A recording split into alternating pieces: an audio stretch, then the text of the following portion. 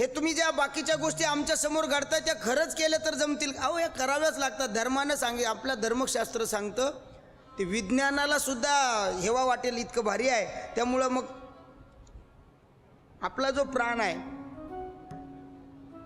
प्रत्येकाचा प्राण कर्मानुसार त्या त्या ठिकाणी, कारण प्राण जाण्यासाठी कुणाचा प्राण नाकातून जातो, कुणाचा डोळ्यातून जातो, जे आपल्या शरीराला जे छिद्र आहेत त्या छिद्रातून तो जात असतो. त्याच्यामध्ये 12 छिद्र सांगितलेले आहेत आपल्या शरीराला.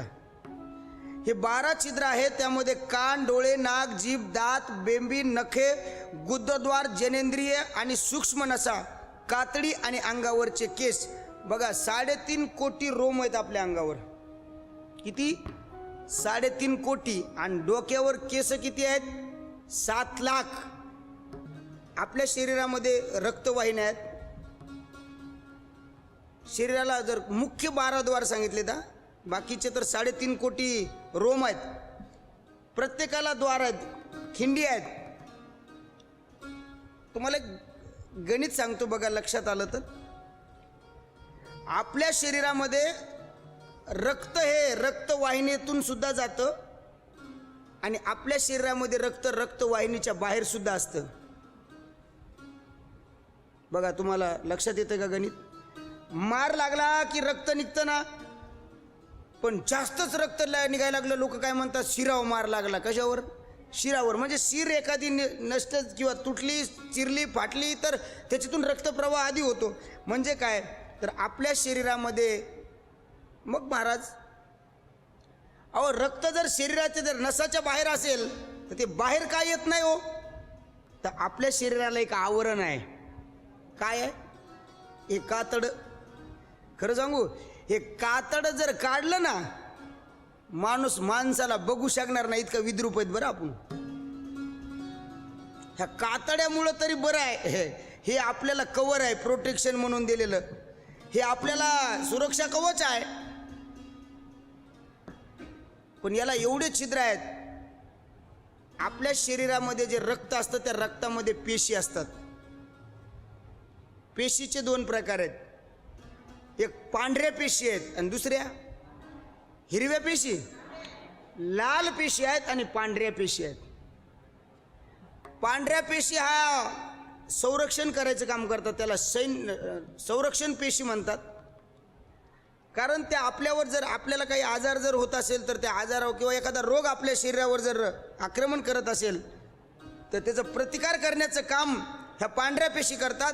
पांढऱ्या पेशी कमी झाल्या की डॉक्टर सांगतो रोगप्रतिकारक शक्ती कमी झाली. पण या पेशीचं जीवन खूप कमी असतं, याचं आयुष्य खूप कमी असतं. त्या मरतात. आपण आपल्या शरीरातून मळ निघतो ना, मळ मळ म्हणतो आपण त्याला मळ. हे मळ कशामुळे येतो निघतो? धुळीमुळं ना. धुळीमुळं मळ निघत नसतो. फार झालं तर आपल्या हातावर, गळ्यावर, तोंड एवढं चेहरा उघडा असतो तेवढ्यावर पाहिजे ना. आता पाठीवर मळ याला कोणती धूळ जाते पाठीवर? तर मळ नसतात. तर ज्या पेशी मृत पावलेल्या असतात त्या आपल्या पाठीच्या, आपल्या शरीराच्या जेवढ्या रोम आहेत त्याच्यातून त्या पेशी बाहेर निघत असतात, मृत पेशी. लक्षात ठेवा. आणि मग ज्या माणसाला जास्त घाम येतो, ज्या माणसाला घाम चांगला येतो त्याच्या अंगावर मळ निघत नाही. लोक ज्याच्या अंगावरचा मळ निघत नाही, लोक म्हणते त्याच्या अंगावर लय मेन आहे, मळच निघायला तयार नाही. म्हणजे काय? त्या पेशी बाहेर निघल्या पाहिजे. त्यांच्या पेशीचं आयुष्य कमी, ज्याच्याकडे कमी आहे त्याच्यात जास्त मळ निघतो. ज्याच्या जास्त आहे ते थोडंसं, पण 1 दिवसाचा फरक असतो त्यांच्या वयामध्ये, पण काही जास्त नसतो.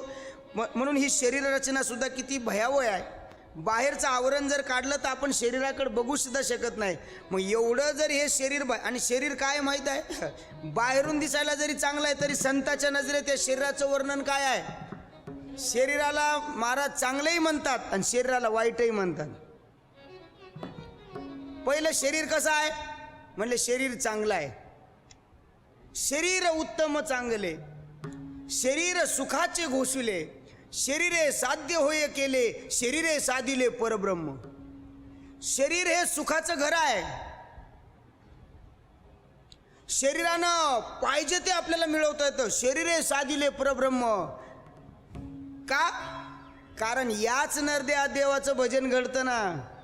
आताच आपल्याला भगवंताची प्राप्ती करता येते या नरदेहामध्ये.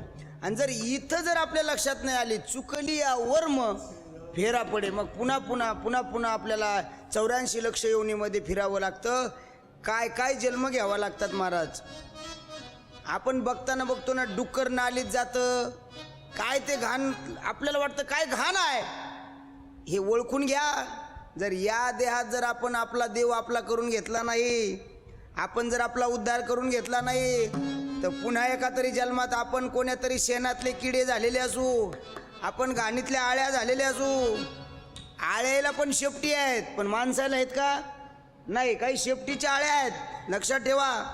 म्हणजे आळ्या, किड्या, कुरमी, मुंगी आपल्याला सगळं व्हावं लागतं. एवढा जर आपल्याला त्रास सहन जर नसेल करायचा, तर मिळालेला नरदेह आहे याच्यामध्ये भगवंताचं भजन करा, पांडुरंगाचं स्मरण करा आणि या जन्माचं कल्याण करून घ्या. नाहीतर एवढा त्रास आहे आणि मग मोक्ष नाही. बाकीच्या ठिकाणी मोक्ष मिळवता येत नाही, तो अधिकार आपल्याला आहे. म्हणून शरीर उत्तम चांगले, शरीर सुखाचे गोशिले, शरीरे साध्य होय केले, शरीरे साधिले परब्रह्म. परब्रह्म आपल्याला साधता येतं या नरदेहामध्ये. पण जर याच्यावरच प्रेम करायला लागलो तर महाराज म्हणतात शरीर मग चांगलं पण नाही. शरीर रोगाचे भांडार, हा देह नाशिवंत मलमूत्राचा बाधा. वरी चर्म घातले रे, वरी कातड आहे म्हणून बरं आहे, नाहीतर बघावं वाटलं नसतं. म्हणून हे शरीर दुःखाचे कोठार, शरीर रोगाचे भांडार, शरीर दुर्गंधीचे थार, नाही अपवित्र शरीरा जैसे. याच्या एवढं अपवित्र काहीच नाही. मला सांगा, म्हशीला किती दिवसाला आंघोळ घालतो आपण? बैलाला किती दिवसाला आंघोळ घालतो? कुत्र्याला आंघोळ बैलाला पोळ्यालाच आंघोळ घालतो आपण. चला, कुत्र्याला आंघोळ कधी घालतो? बरं, हे तरी पाळीव प्राण्यात आहेत म्हणून त्यांना आपण घालू. वाघाला कोणी आंघोळ घातली? एक बाई म्हणली, महाराज म्या वाघाला आंघोळ घातली. म्हणलं वा रे वा, वाघीन. म्हणलं मावशी तुम्ही कोण्या वाघाला आंघोळ घातली? ती म्हणी माझ्या पोरालाच मी वाघ म्हणत असते, मी त्याला आंघोळ घालते. बघा ही बाई, असं नाही. हा, हे प्राणी कधीच आंघोळ करत नाहीत, पण तरी सुद्धा त्यांच्यामध्ये काही आपल्याला बदल दिसतो का? माणूस रोज आंघोळ करतो तरी अंगाचा वास येतो का नाही? एक दिवस नाही केली तर नक्कीच येतो, एक दिवस नाही करू द्या. आणि म्हणून मग एक मित्र म्हणतो, दूर से हवा का झोंका आया, साथ में उसकी खुशबू लाया, और आज मेरे दिल में ये ख्याल आया कि आज भी मेरा दोस्त नहीं नहाया. म्हणजे आजही आंघोळ नाही करून आला तो, आज त्या ठिकाणी होत असतं.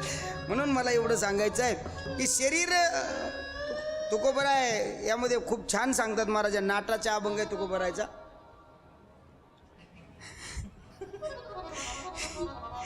शरीर दुःखाचे भांडार आहे. आणि किती दुःख आहे याच्यात माहित आहे?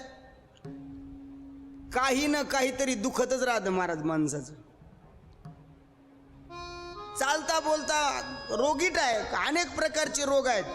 आणि खरं सांगू, नरक यातना कशाला म्हणायचं माहित आहे? माझं तर मत आहे, कधीतरी मोठ्या गव्हर्नमेंट हॉस्पिटलमध्ये जा, सरकारी दवाखान्यात, आणि अतिदक्षता विभागामध्ये जा, आणि तिथं गेल्याच्या नंतर माणसाची अवस्था बघा, आणि मग आपल्याला आपलं जीवन कळेल. काही जण फक्त आपल्या कुटुंबातली व्यक्ती आपल्या डोळ्यासमोर यावी म्हणून त्यांचे प्राण कंठात आणतात, हातपाय खोडतात. काय त्यांना तो वेदना होता, तेव्हा कळतं की नरक यातना इतकी भयानक आहे. म्हणून जीवन जगून घ्या, समजून घ्या. महाराज शरीराच्या बाबतीत दोन भेद नेहमीच मांडत आले. ज्याला जसं पाहिजे त्यानं तसा याचा वापर करा. चांगल्यासाठी चांगला आहे, वाईटासाठी वाईट आहे. शरीर उत्तम चांगला आहे, पण कोणासाठी? ज्याला त्याचा चांगला फायदा घेता आला, देव आपलासा करून घेता आला, ज्याने देव ओळखला आणि आपल्या जन्म मरणाचा फेरा चुकविला. आणि एकल्या नरदेहात आल्यावर जन्म मरणाचा फेरा चुकत नाही. माणसाच्या जन्माचा नाही तर किती जन्माचा फेरा चुकतो माहित आहे? 84 लाख जन्माचा 84चा फेरा चुकवी म्हणतात ना, 84 लाख जन्माचा फेरा चुकवल्या जातो, एवढी या माणसाच्या नरदेहाची महती आहे. म्हणून हे गरुडा, मिळालेला नरदेह सत्कर्मी जर लावला तर शरीर उत्तम चांगले, आणि जर आपल्या घरच्या पुरताच जर केला, आपल्या स्वतः पुरताच विचार केला तर शरीर दुःखाचे कोठार. महाराज म्हणतात अजून काय शरीराचं, शरीर विटाळाचे आळे, शरीर काळे व्यापी येले. महाराज शरीर विटाळाचे आळे, माया मोहपास जाळे. लक्षात ठेवा, पतन ही शरीराच्या मुळे शरीर काळे व्यापी येले. महाराज म्हणतात शरीर हे विटाळाचं आळं आहे, जो मोह माया पास आहे त्याचं जाळं आहे. हे जाळं मायेचं जाळं आहे, शरीरच आहे. कारण माणूस जन्माला आला की मोकळाच असतो, मुक्त असतो, पण बळच बांधल्या जातो. मुक्त होता परी बळे झाला बद्ध, घेऊन या छंद माझे माझे, हे माझं ते माझं, ते माझं ते माझं, ते माझं म्हणतो. महाराज म्हणतात जो कशाला बी माझं म्हणतो तो वायालाच जातो. माझे माझे म्हणून वाया गेला. म्हणून वाया हवं भरी होऊ नका, वाया जाऊ नका. याच्यामध्ये आपण हे जाळ्यामध्ये अडकू नका. जाळ्यात कोण अडकतं माहित आहे? जाळ्यात कोण अडकतं? शिकारी जाळं लावतो आणि जाळ्यामध्ये प्राणी अडकतात, त्याला काहीतरी प्रलोभन दिल्या जातं आणि त्याच्यामध्ये ते अडकतात. तसं जीवाला काहीतरी प्रलोभन मिळतं आणि मग जीव ह्या मोहामध्ये अडकल्या जातो. याच्यात अडकू नका. पण हे शरीर काय आहे? महाराज एका ठिकाणी सांगतात हे विटाळाचं आळं आहे, मायेचं जाळं आहे. पतन शरीराच्या मुळेच होतं आणि शरीर हे काळानं व्यापलेलं आहे. काळानं व्यापलेलं कळतंय का? माणूस क्षणाक्षणाला मरतो बघा. आपल्याला जरी वाटत असेल मी एकदाच मरतो, शरीर काळानं व्यापलेलं आहे. आपण लहान होतो तेव्हा लहानपणी होतो तसे आज आहेत का? लहानपणी होतो तसे तारुण्यात नाही, तारुण्यात होतो तसे म्हातारपणी राहणार नाही. मग आपलं शरीर वेळोवेळी बदलणार आहे, क्षणाक्षणात त्याच्यात बदल घडणार आहे. मग जर हे शरीर जर काळाच्या अंकित आहे, याच्यामध्ये जर काळ जर आपल्याला ग्रासत असेल, काळ जर आपल्यावर सत्ता गाजवत असेल, काळ जर त्याला व्यापत असेल, तर या शरीराबद्दल तुमचं काय मत आहे? पण तुम्ही जर चांगले वागलात आणि जर समजून घेतलं तर महाराज म्हणतात शरीर अविद्येचा, महाराज शरीर तुटे भवबंध, शरीर सकळ ही शुद्ध, शरीर निधीचे ही निध, शरीर तुटे भवबंध, वशे मध्यभागी देव शरीरा. शरीरात देव मध्यभागी बसलेला आहे, पण ते शुद्ध असावं लागेल ना. मध्यभाग म्हणजे चित्त आहे. घाण जागेवर आपण बसत नाहीत, देव चित्त कसा बसेल? म्हणून शरीरापेक्षा मन निर्मळ ठेवा. साबण फक्त आपलं बाह्य अंग निर्मळ करू शकते, अंतरंग निर्मळ कळत नाही. साबणीनं फक्त आपण बाहेरच्या अंगानं निर्मळ होतो, आतल्या अंगानं निर्मळ होण्यासाठी काय करावं लागतं? एक जण घरी गेला आणि त्यानं तांब्यात साबणभर पाणी केलं, तांब्याभर, आणि ते पेलं. म्हणला बाहेरून मन जर निर्मळ, आतून मन त्यानं होणार नाही. मनाची शुद्धी कशाने होते? तर मनाची शुद्धी ही भगवंताच्या नामाने होते. धनाची शुद्धी दानाने होते आणि मनाची शुद्धी नामानं होते. म्हणून भगवंताचं नामचिंतन घेतलं की मन शुद्ध होतं. बघा एक सूत्र आहे, चित्त निर्मळ करा. मन पवित्र असलं, मन नामचिंतन करा. चित्त शुद्ध झालं की नामस्मरण माणूस करतो. नामाने वाणी शुद्ध होते. वाणी शुद्ध झाली की विचार पवित्र होतात. विचार पवित्र झाले की आचार पवित्र राहतात. आचार पवित्र झाले की तुमचं आचरण व्यवस्थित होतं, आणि तुमचं आचरण चांगलं झालं की जग तुमचे चरण धरायला मागं पुढं पाहत नाही. लक्षात ठेवा, ही साखळी आहे. त्यामुळं आपण त्या गोष्टी लक्षात ठेवणं अत्यंत गरजेचं आहे. शरीरामुळे हे भवबंध तुटतात, तोडता येतात आपल्याला. कारण तुटती भवाची बंधने तुटू शकतात, पण हे तोडण्याचं काम फक्त संतांमध्ये आहे. संत आपल्याला भवाचे बंधन तोडायला लावतात. म्हणून संताची संगत आपण करणं अत्यंत गरजेचं आहे. बरं, फार गोड सांगितलंय. शरीर अविद्येचा बांधा, शरीर अवगुणांचा रांधा, शरीर वशे बहुबाधा, नाही गुण सुद्धा एक शरीर. एक सुद्धा गुण शरीरामध्ये चांगला नाही. पण शरीर दुःख ने दावा भोग, न द्यावे सुख न करी त्याग, शरीर दोखटे ना चांग, तुका म्हणे वेळे करी हरिभजनी. वेळामध्ये जर आपण भगवंताचं नामचिंतन केलं तर या नरदयातून आपण हे करू शकतो. आणि मग त्याचं गणित सांगितलंय, मी सांगितलं ना वरी काय काय. महाराज म्हणतात आपल्या शरीरामध्ये 3.5 कोटी रोम आहेत, म्हणजे लव आहेत. आपण ज्याला काय म्हणतो, एक केस आहेत ना अंगावर, याला लव म्हणतो आपण असं, किंवा रोम म्हणतो. आपण म्हणतो माझ्या अंगावर काटा आला म्हणतो ना, त्यावेळेस त्याचे ते केस टाईट होतात ना, ते रोम असतात, रोम. त्या एका रोमामधून सुद्धा आपल्याला श्रवण करता येतं, त्याला छिद्र आहे. 9 द्वार सांगितले, 12 द्वार सांगितले आणि 3.5 कोटी आहेत. त्याच्यामध्ये बघा 7 लाख आपल्याला केस आहेत. सर्वसामान्य माणसाच्या शरीरामध्ये 20 नखे असतात. कोणाला जर 11 बोटं असतील तर त्याला मग जास्त वाढतील, पण सर्वसामान्य जीवाला गरुड पुराणामध्ये त्याचं वर्णन आलंय की 20 नखे प्रत्येक जीवाला त्या ठिकाणी असतात. आणि भगवंत सांगतात हे वनिता पुत्रा, वनिता म्हणजे गरुडा, वनिता त्याची आई आहे. कद्रू आणि वनिताची कथा आपण भागवतामध्ये ऐकलेली आहे. कधी वेळ मिळाला तर आपण त्याच्याबद्दल संक्षिप्त चिंतन मांडण्याचा प्रयत्न करू. साधारणपणे देहामध्ये 32 दात असतात. सदृढ व्यक्तीच्या ठिकाणी 32 दात असतात. 4000 तोळे आपल्या शरीरावर मांस असतं. काय गणित लावले महाराजा गरुड पुराणामध्ये. आपल्या शरीरामध्ये 4000 तोळे मांस असतं. 100 पळे आणि रक्त असतं, म्हणजे 400 तोळे आपल्या शरीरामध्ये रक्त असतं. रक्ताचं मूल्यांकन केलं जाताना किती टक्के असलं पाहिजे, शरीरात किती पॉईंट रक्त आहे, त्याचं कारण आहे, त्याचं गणित इथं दिलं आहे. याच्यावरून त्याचा शोध लागला असावा किंवा लागला आहे असं म्हणायला काही हरकत नाही. आपल्या शरीरावर काय काय असतं तर आपल्या शरीरावर कातडी असते, मज्जा असतात, महारक्त असतं. आणखी आपल्या शरीरामध्ये शुक्र असतात. त्याचबरोबर आपल्या शरीरामध्ये रजोद्रव असतात. अशा हाडाची संख्या आपल्या शरीरामध्ये एकूण 360 हाडाची संख्या आहे. आणि म्हणून ते हाड आपल्याला त्या ठिकाणी अंत्यविधीच्या वेळी गरुडाला सांगतायत की आपण ज्यावेळेस अंत्यविधी करतो, एखादा श्राद्धादी कर्म करतो, त्यावेळेस मात्र आपल्याला या अस्थी खूप कामाला येत असतात. त्यामुळे आपल्या अस्थी मजबूत असल्या पाहिजे. अस्थीचं काम त्या ठिकाणी सांगितलेलं आहे की हाडाची संख्या आपल्या शरीरामध्ये 360 आहे. त्यामध्ये महत्त्वाचे आपल्याला अस्थी सांगितलेले आहेत की आपल्या पायाच्या अस्थी असतात, आपल्या मांडीच्या अस्थी असतात, आपल्या मणक्याच्या ज्या अस्थी असतात त्या फार मजबूत असतात. म्हणून आपला मानका आपण नेहमी मान ताईट ठेवली की त्यांचं जीवन नेहमी सदैव वाढत असतं. त्यामुळे व्यावहारिक स्थूल शरीरामध्ये वरील गोष्टी भरलेल्या असतात. त्यामुळे परमार्थिक आणि शरीरातील सूक्ष्म देहात सर्वांच्या सर्व 14 भुवने. बघा आता एक फार आपल्याला जी 14 भुवनं सांगितलेत ना, गरुडाला सांगतात तुम्ही ही 14 भुवनं दुसरीकडे बघूच नका, हे तुमचं शरीर म्हणजे 14 भुवन आहेत.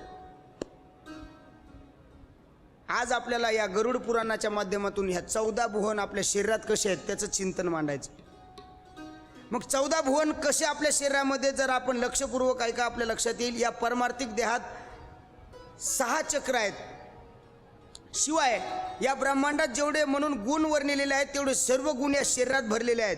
त्या सर्व गुणावर योगी धारणा करतो. योगी लोक असतात ना, या सगळ्या गुणावर धारणा करतात. आपलं बघा तुम्ही, काही काही जण पाण्यावर मांडी घालून बसतात, बुडत सुद्धा नाहीत. योगी लोकांना ती धारणा लक्षात आलेली आहे. त्यांच्या ती शक्ती त्यांनी जागी केली. आपल्याकडे भरपूर आहे पण आपल्याला लक्षात येत नाही. तुझं आहे तुझं पाशी परी तू जागा चुकलाशी. हे आपल्याकडे सर्व आहे पण आपल्या लक्षात येत नाही. काय येत नाही? कारण आपण ज्याच्यावर लक्ष द्यायला पाहिजे त्याच्यावर लक्षच देत नाही. नको त्या गोष्टीकडे लक्ष देतो. आता मराठी भाषा चांगली आहे, मराठी भाषेवर लक्ष द्यायचं तर आपण जास्त आपली वापरतो कोणती भाषा? इंग्रजी भाषेतले शब्द आपल्या लवकर लक्षात येतात आणि पुन्हा म्हणतात मराठीमध्ये बोललं पाहिजे. माझं म्हणणं आहे जो म्हणतो मराठी भाषेचा आदर झाला पाहिजे. मराठी भाषा माझ्या ज्ञानोबरायांनी सांगितलं, अमृतापेक्षा गोड माझी मराठी भाषा आहे. माझ्या मराठीची बोल कौतुके परी अमृता तेही पैजा जिंके, ऐसे अक्षरे रसिके मिळवीन. चांगलं आहे ना. पण किती लोक मराठी भाषेचा आदर करा म्हणणारे त्यांच्या मोबाईलमध्ये दुसऱ्याचे नंबर मराठीतून सेव्ह आहेत का? त्याला मराठीतून ते पैसे काढायला गेलं तर ते पैसे सुद्धा काढता येत नाही. त्या ATM मधून त्याला ते इंग्लिश ऑप्शन निवडावं लागतं मग पैसे काढता येतात. म्हणजे लोकायला सांगायचं मराठीतून बोला. तुम्हाला जरी मोबाईलचा मोबाईलचा वापर किंवा मराठीतच सांगतो ना, ऑपरेटसुद्धा तुम्हाला मराठीतून करता येत नसेल तर आपण सांगू शकत नाही. म्हणून महाराज म्हणतात नको त्या गोष्टी करण्यामध्ये आपल्याला लय आवड आहे. पाहिजे ते करा. त्यामध्ये महाराज शरीरामध्ये काय काय आहे त्या सर्व गुणावर योगी धारणा करतो. पाण्यावर तरंगत असतात महाराज. हे चक्र आहेत आपल्या शरीरामध्ये, ते आपल्याला त्या नाभी चक्रापासून आपण त्याच्यामध्ये आपण हे करू शकतो. विराट रूप धारण करतात. आता सगळ्यात महत्त्वाचं या नरदेहामध्ये, आता घरी गेल्यावर फक्त बघा, इथं आपल्याला मी फक्त सांगणार आहे, तुम्ही फक्त प्रयोग करून पाहायचा नाही, हे फक्त ऐकायचं आणि घरी गेल्यावर त्याचा प्रयोग करायचा, किंवा आपण आपली कथा संपल्याच्या नंतर मग त्याच्यावर प्रयोग करा. बघा, आपल्या या देहाच्या पायाच्या तळव्याखाली आपला जे पायाचा तळवा आहे त्याला आपण काय म्हणतो? तळपाय म्हणतो. तळपाय, या तळपायाखाली तल आहे. तल जे पाताळ सांगितलेत ना, 7 पाताळ, त्या 7 पाताळामध्ये हे तल आहे. कारण तल, महातल, वितल, सुतल, पाताळ माहिती ना आपल्याला. त्यातलं तल जे नावाचं जे महाराज पाताळ आहे ते आपल्या पायाच्या तळव्याखाली आहे. आपल्या पावलामध्ये आपला जो पाऊल आहे त्याच्यामध्ये चितल आहे, गुडघ्यात सुतल आहे. आपल्या गुडघ्यामध्ये सुतल आहे व आपल्या मांड्यामध्ये महातल आहे. आपल्या गुडघ्यामध्ये मांड्यामध्ये महातल आहे. आपल्या त्या ठिकाणी कमरेवर तलातल आहे. आपल्या गुप्त इंद्रियाच्या ठिकाणी रसातल आहे. कमरेमध्ये पाताळ आहे. असे हे 7 लोक आपल्या देहात आहेत. म्हणजे आपल्या याच्यामध्ये 7 तळ आपल्या शरीरात आहेत. म्हणजे आपल्याला 7ही भुवनामध्ये जायचं आहे, सप्त पाताळ पाहायचं काहीच गरज नाही. तुमच्या शरीरात ते तुम्हाला मिळत आहेत, पण आपण त्याच्याकडे त्या दृष्टीने कधी बघितलं नाही. पण महाराज म्हणतात ही सप्त पाताळे आपल्या शरीरामध्ये आहेत. आपल्या पुढे नाभीमध्ये भूलोक आहे. पूर्ण आपली जी नाभी आहे ना त्याच्यामध्ये पूर्ण भूलोक आहे. नाभीमध्ये भूलोक आहे. नाभीच्यावर भुवर लोक आहे. भूलोक आणि भुवर लोक. आपल्या हृदयामध्ये स्वर्ग लोक आहे. आपलं हृदय म्हणजे स्वर्ग आहे. त्या हृदयामध्ये स्वर्ग आहे. पण काही लोकांना ते स्वर्ग, हृदयाला स्वर्ग म्हणायचं तर त्यांनी नरक करून टाकलाय. तरुण पिढी तर फार याच्यामध्ये या सोशल मीडियाच्या जमान्यामध्ये वाया गेली महाराज. त्याच्यामध्ये हे हृदय इतकं साधं नाही किंवा इतकं सोपं नाही की चलता चलता रस्त्यावरल्या कुणालाही द्यावं. काही काही जण म्हणतात मुझे वो नहीं मिली तो मैं जान दूंगा. तू आता मर. कोणासाठी मरतोय?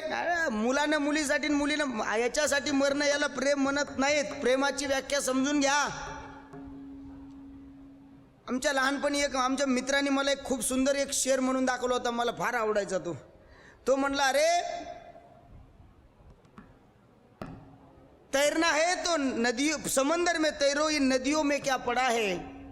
मरना है तो वतन पे मरो, इन हसीनाओं में क्या पड़ा है. अरे पोहायचंच असेल तर समुद्रात पडा, पोहा. पोहण्याचा आनंद आहे. या नद्यात काय पडलंय. आणि मरायचं असेल तर देशावर मरा. या बाकीच्या काय या भुलभुला या जगात आहे. आणि हे ज्याला आपण हृदय दिलं म्हणतो हे फक्त शरीर सुख आहे, ही वासना आहे. खरं प्रेम आपण आपलं मन कुणाला दिलं पाहिजे? आपल्या आई वडिलांना द्या, आपल्या भाऊ बहिणीला द्या. अरे आपल्यावर आपल्याशिवाय जे जगू शकत नाही, जे आपल्यावर नितांत प्रेम करतात, अशा निस्वार्थी लोकांसाठी आपलं मन दिलं पाहिजे. लोकांसाठी देऊ नका. ते स्वर्ग आहे. मग स्वर्ग द्यायचं कोणाला? तर स्वर्गात देव राहतो. मग आपल्या मनात देव राहायला पाहिजे, हृदयात देव राहायला पाहिजे. आपलं हृदय म्हणजे स्वर्ग आहे. मग हृदयामध्ये शेंबड पोरगण शेंबडी पोरगी राहण्यापेक्षा आपल्या हृदयामध्ये देव राहायला पाहिजे. ही गोष्ट आपण लक्षात ठेवा. अक्कली नाही राहिल्या लोकांना, संस्कार राहिले नाही. लहान लहान वय आहे, आपण किती मोठे किती लहान आहे याची सुद्धा अक्कल राहिली नाही महाराज. आजच्या कलियुगामध्ये फार परिस्थिती दुर्गम आहे. आणि यांच्यावर दोष कुणाचा आहे? तर त्यांच्या आईवडिलाचा दोष आहे, त्यांच्यावर पडणाऱ्या संस्काराचा दोष आहे, त्यांच्यावर असणाऱ्या चालू परिस्थितीतल्या वातावरणाचा दोष आहे. त्याच्यामध्ये त्यांचा काही दोष नाही, मी असं म्हणायला हरकत नाही. म्हणून आपलं हृदय हे स्वर्ग आहे. आणि स्वर्ग हे आपल्या स्वर्गाची परिभाषा आपल्या मनात कशी आहे? आपण पृथ्वीवरचा स्वर्ग कोणाला म्हणतो? काश्मीरला म्हणतो. आहे का लक्षामध्ये? आपल्या भारत देशामध्ये पृथ्वीवरचा स्वर्ग म्हणजे काश्मीर आहे. मग काश्मीर सुंदर ठेवावा किंवा काश्मीर चांगला व्हावा यासाठी पूर्ण देशाचं योगदान असलं पाहिजे. काश्मीरचा वाद हा आपल्यासाठी स्वर्ग नाही, आता ते नरक व्हायला लागले अशी परिस्थिती निर्माण झाली. भारताचा नकाशा पाहिला तर माणसासारखा दिसतो आणि त्याचं डोकं म्हणजे काश्मीर आहे. म्हणूनच काय ते जास्त डोकेदुखी ठरतं हेच कळायला मार्ग राहिला नाही. लक्षात ठेवा, हे अवघड परिस्थिती आहे, त्या गोष्टी आपण लक्षात ठेवल्या पाहिजे. म्हणून हृदयात स्वर्ग लोक आहेत, तसेच कंठस्थानी महालोक आहेत. आपल्या गळ्यामध्ये महालोक आहेत, त्यामुळे आपण त्याला, आणि मुखस्थानी जनलोक आहेत. आपल्या मुख आहे ना, इथं जनलोक आहेत. म्हणून लोक किती जन आपल्याजवळ करायचं हे याच्या हातात आहे. काय लोक बोलले की असं बोलतात की हळून बोलतात पण गोड बोलतात. लक्षात आलं का?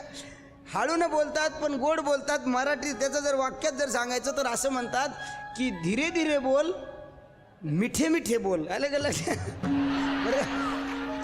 मुख्यस्थानी जनलोक राहतात. इकडे लक्ष, मुख जे ना आपलं, मुखाच्या ठिकाणी जनलोक राहतात. म्हणून जी लोक गोड चांगलं बोलतात त्यांच्यापाशी बरेच लोक कमवतात. आणि काही लोकांना जनलोक सांभाळता येत नाही. बोललं कीच त्याचं तोंड फाडलं कीच तो, एखादी काही माणसं तर बोलताच शिवी देतात. शब्द काढला की तोंडातून शिवी येते. हे इथं महाराज मुखाच्या स्थानी जनलोक राहतात, त्यामुळे आपलं तोंड, भाषा ही गोड असली पाहिजे. ज्याचं तोंड गोड आहे ना त्याला जग गोड आहे लोक म्हणतात ना. म्हणून मुखाच्या ठिकाणी तुमच्या जनलोक असला पाहिजे. कपाळामध्ये तपोलोक आहे, तपोभूमी आहे ही. म्हणून आपण ज्यावेळेस आपण भगवंताच्या ठिकाणी नामचिंतन करतो ना, त्यावेळेस आपलं शरीर मन जर एकाग्र असेल तर आपलं कपाळ भाळ जे आहे ते भगवंताच्या समोर, त्या ठिकाणी आपण टाळूमध्ये सत्य लोक राहतात. टाळू आहे आपली, त्याच्यात सत्य लोक राहतात. आणि अशी ही तलापासून सत्य लोकापर्यंत जी 14 भुवन आहेत ती आपल्या शरीरात आहेत. 14ही भुवन कशात आहेत? शरीरात आहे. म्हणून मी सुद्धा नेहमी, मी कीर्तनात सुद्धा, कथेत सुद्धा सांगत असतो, मी म्हणजे जग आहे. मी म्हणजे जग आहे. पूर्ण जग माझं म्हणणं आहे. आपण स्वतःला समजलं पाहिजे, मी जग आहे. मी गेलो, जग संपलं. आप मर गए, डूब गई दुनिया. मग मी जगासाठी नाही तर जगानं मयासाठी जगलं पाहिजे असा विचार करून जीवन जगा. आपल्या जीवनात आपल्याला दुःख कधीच परिणाम करणार नाही, गोष्ट लक्षात असू द्या. मी म्हणजे जग आहे. समजा आपण गेलो आणि काश्मीरचा प्रश्न सुटला, आपल्या काय कामाचं आहे? मी मेलो आणि शेजारी म्हणला हे तू धुरा कोरला होता, हे तुला घेऊन टाक. आता काय करायचं? 14 भुवन या शरीरात आहेत. 14 भुवनाची पालखी, मग उगच म्हणतात का याला? 14 भुवनाची पालखी एक शरीर आहे. म्हणून तुम्हाला सगळ्यात महत्वाचं, बरं 14 भुवनामध्ये आपल्याला कशात जावं वाटतं? तलामध्ये, सुतल, पातळ, तलातल, का स्वर्गात, का आपल्याला बाकीच्या सांगितलेल्या त्या ठिकाणी महालोकामध्ये, जनलोकामध्ये जावं, तपोलोकामध्ये जावं कुठं वाटतं? तपोलोकात जावं वाटतं का जनलोकात जावं वाटतं, का आपल्याला महालोकात जावं वाटतं, का पाताळ जावं कुठं, का स्वर्गात जावं वाटतं? तर आपल्याला स्वर्गात जावं, आपल्याला वाटतं स्वर्गाची. नरकात जावं वाटतं का? आपल्याला जावं कुठं वाटतं? स्वर्गात. मग स्वर्ग काय आहे? आपलं हृदय हे स्वर्ग आहे. अहो, देव शरीरात दुसरीकडे कुठं राहतो का? तैसा हृदया माझी मी रामू म्हणतात ना. देव कुठं राहतो? हृदयात. म्हणजे हृदय हे स्वर्ग आहे. मग जे हृदय आपलं स्वर्ग आहे त्या स्वर्गाला स्वर्गच राहू द्या, त्याला नरक कधी करू नका. हृदयामध्ये चांगले विचार ठेवा, कारण हृदयातून निघलेले विचार बाहेर पडतात आणि बाहेर पडलेले विचार परत ते हृदयात येतात, म्हणजे ते हृदयावर परिणाम करतात. म्हणून आपल्या हृदयाला स्वर्ग करायचं का नरक करायचं आपल्या हातात आहे. बघा गणित लक्षात येतं का? शब्द हृदयात तयार होतो. स्वर्ग कशाला म्हणायचं सांगतो. शब्द हृदयात तयार होतो, तो वाणीतून प्रगट होतो. पहिला शब्द तयार कुठं होतो? हृदयात. वाणीतून प्रगटल्याच्या नंतर तो शब्द तोंडातून बाहेर आला. बाहेर आल्याच्या नंतर तो माईकनं खेचला आणि त्याच्यातून आवाज बाहेर त्या साऊंडमधून आला. आवाज कुठून आला? साऊंडमधून तो परत आवाज कुठं आला? कानाला आला. आणि कानातून कुठं गेला? हृदयामध्येच गेला. म्हणजे त्याची त्या ठिकाणी तो परत वापस मिळत असतो. म्हणून सर्वात महत्त्वाची गोष्ट अशी आहे की आपल्या हृदयातून जे विचार निघत असतात ते परत हृदयावर आपल्या परिणाम करत असतात. म्हणून स्वर्ग या हृदयाला म्हटलेलं आहे. म्हणून याला स्वर्गच ठेवा, याला नरक कधी होऊ येऊ नका, याच्यामध्ये कुविचार येऊ देऊ नका, याच्यामध्ये वाईट विचार येऊ देऊ नका, याच्यामध्ये चांगले विचार लोकांपर्यंत आले पाहिजे, ही भूमिका आपल्या मनामध्ये ठेवा. तरच आपण खऱ्या अर्थाने या 14 भुवनाची पालखी या शरीराला करू शकतो. म्हणून तलातल उच्चित जे सांगितलेलं आहे, पाताळ सांगितलेलं आहे, आणि म्हणून त्या सगळ्या गुणाचं वर्णन या ठिकाणी महाराज करतात. अशा या भुवनाच्या व्यवस्था आहेत. त्याच्यानंतर महाराज खूप सुंदर गरुडाला व्यवस्था सांगतात की 14 भुवनाची व्यवस्था म्हणजे आपलं शरीर आहे. त्याच्या पुढे सांगतात त्रिकोणाच्या स्थानाच्या मध्यभागी मेरू पर्वत आहे, खालच्या कोणामध्ये मंदार पर्वत आहे, आणि उजवीकडील कोणात कैलास पर्वत आहे, डावीकडच्या कोणात हिमालय पर्वत आहे. तो त्रिकोण अधोमुख असून त्याच्या रेषेवर निबंध पर्वत आहे.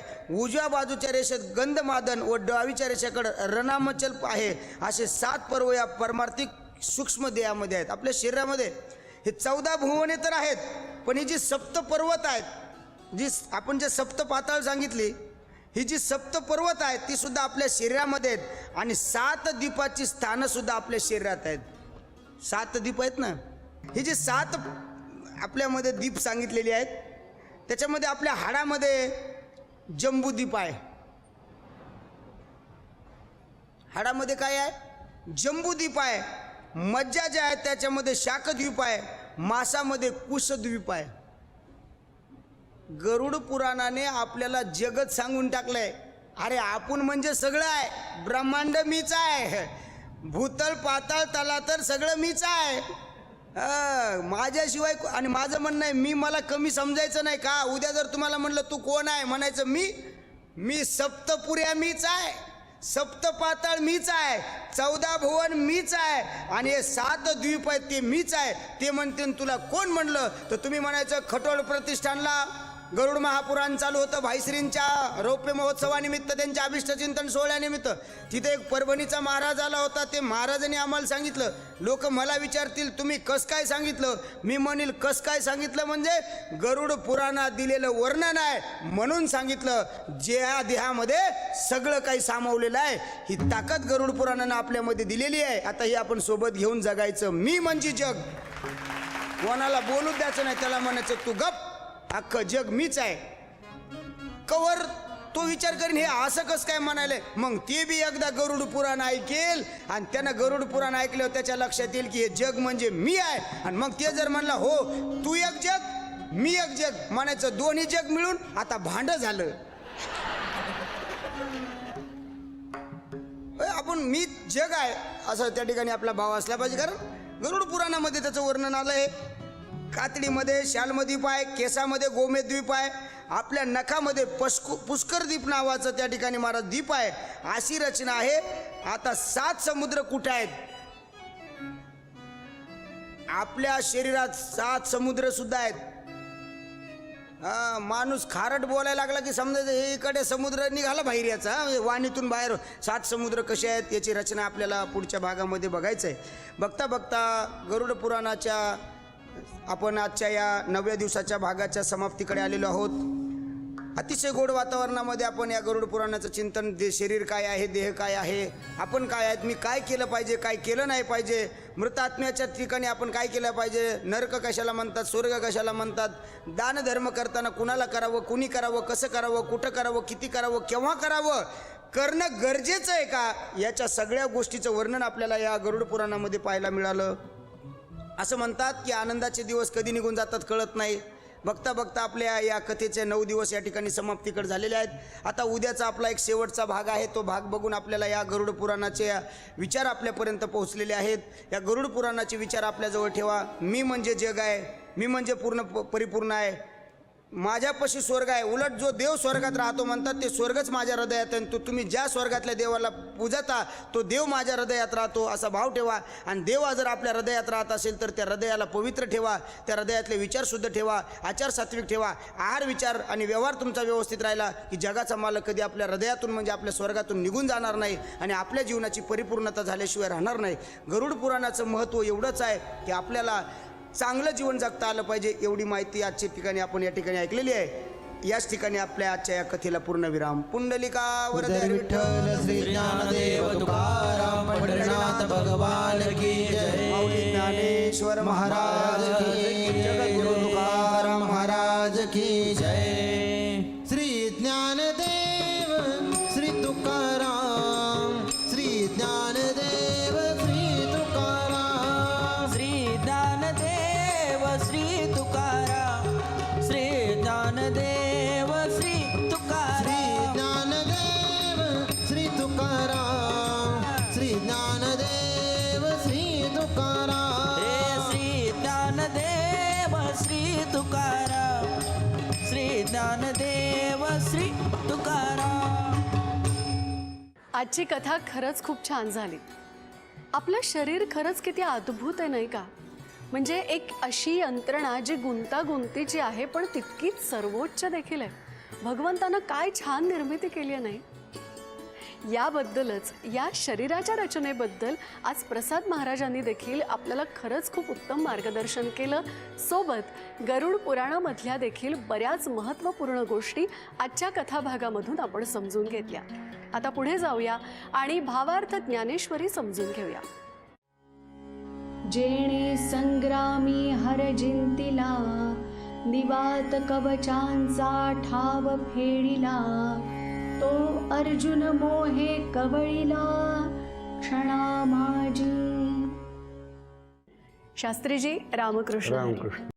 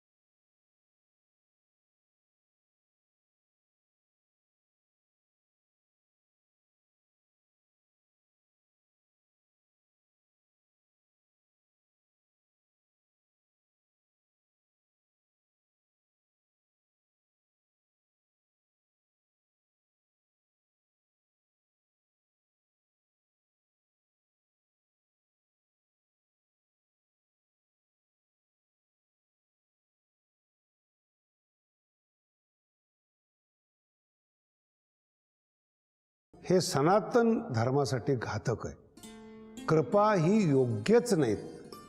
शिष्यावर गुरुने कृपा करावी, याच्या अतिरिक्त कृपा संसारात नसली पाहिजे. ज्ञानोबाने इतकं सुंदर दिलेत. दुसरी बाई उत्तम कुळीची बाई सहन करू शकत नाही दुसऱ्या बाईला. ज्या उत्तम कुळीची होती आणि गुणलावण्य आती, त्या अनिकेते न साहती सुतेशपणे. दुसऱ्या बाईला ते घरात शिरू देत नाहीत सुतेशपणे. मग कधी कधी काय होतं की आपला नाईलाज होतो.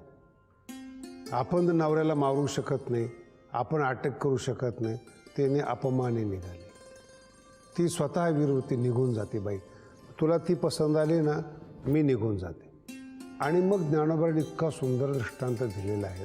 परमार्थातला मनुष्य रिद्धिसिद्धीच्या नामाखाली एखाद्या स्त्री जर भाळला, ज्याचे हजार लोक लाखो लोक पाया पडत होते, त्याला लोक आज बदमाश म्हणून ठरवतात.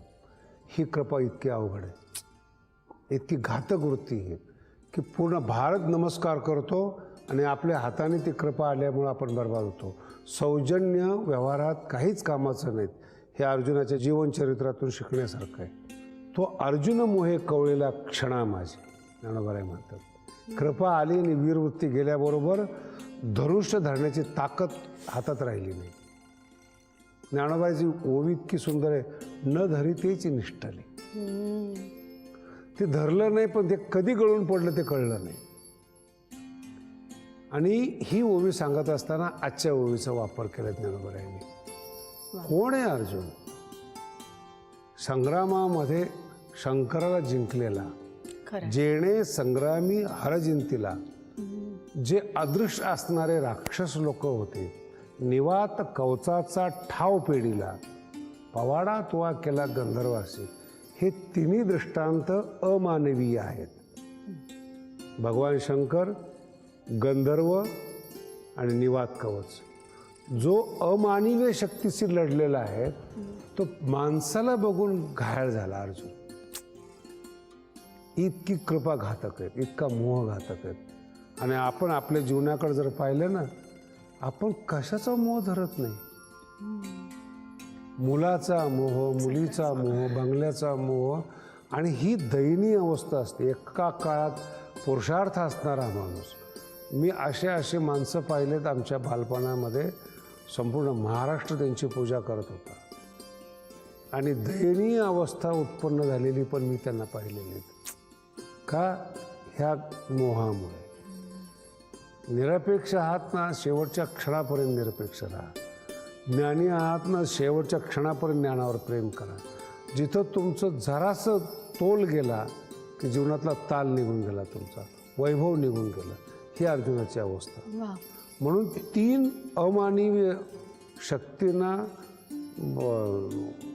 टक्करणारी आमच्या अर्जुनाची शक्ती, संग्रामी हरजिंतीला असा अर्जुन एका क्षणात माणसाला पाहिल्यावर घायल झाला. म्हणून आपली वीरवृत्ती सोडू नका. वीरवृत्तीवर प्रेम करा. दया आणि कृपा हे संसारात चालत नाही. भावार्थ ज्ञानेश्वरी हे सदर तुम्हाला निश्चित रूपात आवडलं असेल अशी खात्री आहे. यातलेही विचार मनात जपत या भागात इथेच थांबूया. पुन्हा आपली भेट होईल उद्या सकाळी ठीक 7:30 वाजता. गजर कीर्तनाचा सोहळा आनंदाचा स्पेशल पार्टनर गोपुरम कुंकू आणि हळदी पावडर. जय जय रामकृष्ण हरी.